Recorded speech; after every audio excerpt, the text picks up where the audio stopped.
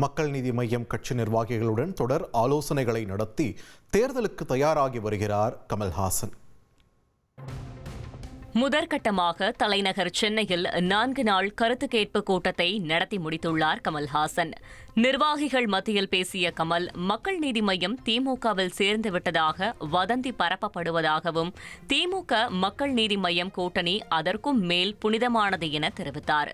திமுக நீதி கட்சியில் இருந்து வந்தது, மக்கள் நீதி மய்யம் கட்சியிலும் நீதி உள்ளது என கட்சி நிர்வாகிகளிடம் எடுத்துக் கூறினார் கமல்.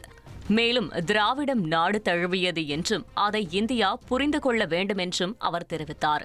கூட்டத்தில் மாநில கல்விக் கொள்கையை வரவேற்ற கமல்ஹாசன், தமிழருக்கு என்று தனித்தன்மை வேண்டும் என்றும் அதற்காக தனித்தீவு வேண்டுமென சொல்லவில்லை எனவும் குறிப்பிட்டார்.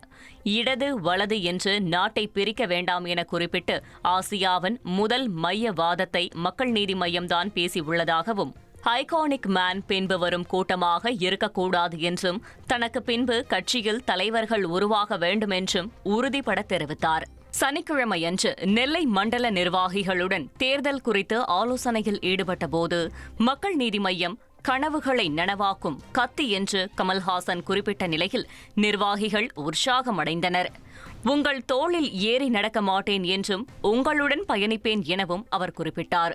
தமிழ்நாட்டிற்காக தான் நற்பணி செய்ய வந்திருப்பதாக குறிப்பிட்ட கமல்ஹாசன், கட்சியினரை அரசுடன் பேச தயார்படுத்தி வருவதாகவும் தெரிவித்தார்.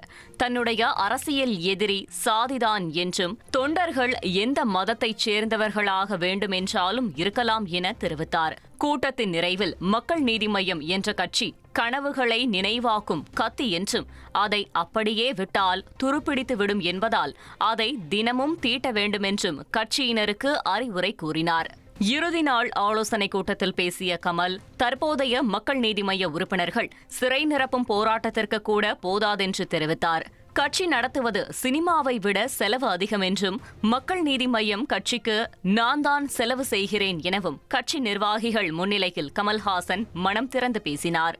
மேலும் மக்கள் நீதி மய்யத்தில் உள்ள கூட்டம் சிறை நிரப்பும் போராட்டத்திற்கு கூட போதாது என கூறிய அவர், நான் நடனமாடினால் இதைவிட கூட்டம் கூடும் என தெரிவித்தார்.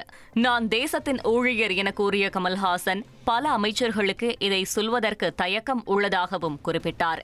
பெரியாரையும் சாமியாக்கி விடுவார்கள் என்ற பயம் உள்ளதாகவும், இளைஞர்களை உதாசீனப்படுத்த வேண்டாம் எனவும் கட்சியினருக்கு அறிவுறுத்தினார்.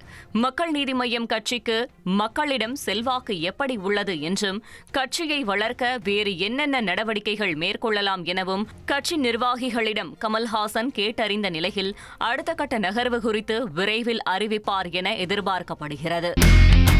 இனி செல்லும் இடமெல்லாம் செய்தி.